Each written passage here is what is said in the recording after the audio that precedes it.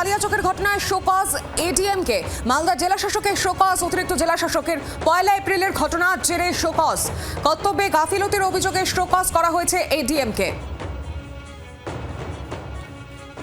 মালদার কালিয়াচকের আইন শৃঙ্খলার অবনতি এবং বিক্ষোভের পরিস্থিতির জন্য ব্যর্থ এডিএম, তাকে শোকজ করা হলো।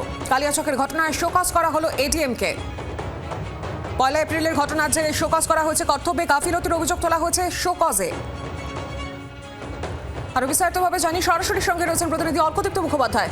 অর্ক, কি জানা যাচ্ছে?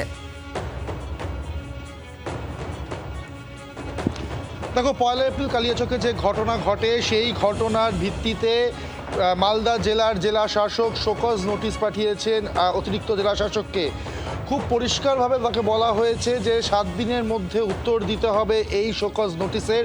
যদি না হয় বা উত্তর যদি না পাওয়া যায় সেক্ষেত্রে তার বিরুদ্ধে ডিসিপ্লিনারি প্রসিডিংস শুরু করা হবে। মূলত তাকে জিজ্ঞেস করা হয়েছে যে সেই যেদিন ঘটনার দিন 3:30 থেকে 8টা যখন সিচুয়েশন ক্রমশ হাতের বাইরে যাচ্ছিল, সেই সময় তিনি কেন কোনো ঊর্ধ্বতন কর্তৃপক্ষকে জানাননি, আর যদি তিনি জানিয়ে থাকেন তাহলে কিভাবে জানিয়েছেন, কাকে জানিয়েছেন, মোড অফ কমিউনিকেশন কি, অর্থাৎ ফোনে, ইমেলে বা কোনোভাবে কীভাবে জানিয়েছেন সেটা লিখে পাঠাতে হবে, কাকে জানিয়েছেন লিখে পাঠাতে হবে।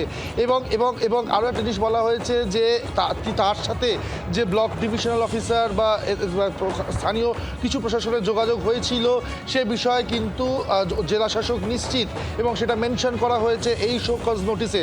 কিন্তু তারপরেও ঊর্ধ্বতন কর্তৃপক্ষকে কিন্তু কেন তিনি জানাননি এই বিষয়টা পরিষ্কার করে জানাতে বলা হয়েছে, এবং মোড অফ কমিউনিকেশন এবং ঘটনা যে ক্রমশ বিরূপ চেহারা নিচ্ছে, ক্রমশ যে ক্রিটিক্যাল হচ্ছে সিচুয়েশন সেদিনকে, সেটা পরিষ্কার ছিল। তারপরেও যথাযোগ্য অ্যাকশন নেওয়া হয়নি, এই অভিযোগ উঠেছে মালদা জেলার অতিরিক্ত জেলা শাসকের বিরুদ্ধে। সুতরাং 7 দিন সময় দেওয়া হয়েছে তাকে, যদি তার মধ্যে তিনি উত্তর না দেন সেক্ষেত্রে তার বিরুদ্ধে ডিসিপ্লিনারি প্রসিডিং নেওয়া হবে।